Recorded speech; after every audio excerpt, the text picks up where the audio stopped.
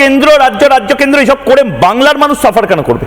এটাই তো NH 34 থেকে শুরু করে কথা। আপনারা বর্ডারের জন্য জমি দেবেন? আরে আমি সেই এই যে আপনারা যখন অনুপ্রবেশকারীদের হয়ে কথা বলছেন, আপনারা এখনো বলছেন জমি অধিগ্রহণের কথা বলছো। হ্যাঁ। আমি বলছি ঘাটাল প্রকল্পেই। ঘাটাল শুধু না, আপনারা ঘাটাল প্রকল্প শুধু না, গোটা বাংলা জুড়ে যে ঘাটার মাস্টার প্ল্যান করে রেখেছেন। কথা বলছি তোমাকে, আরে ঘাটার মাস্টার প্ল্যানটা এটা কবে সলভ হবে?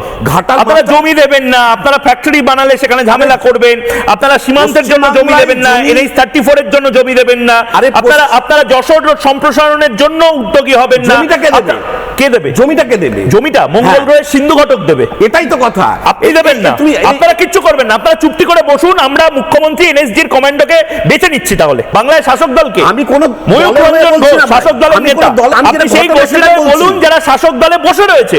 আপনারা কয়লা, গরু, নিয়োগ সব চুরি করে নিচ্ছেন।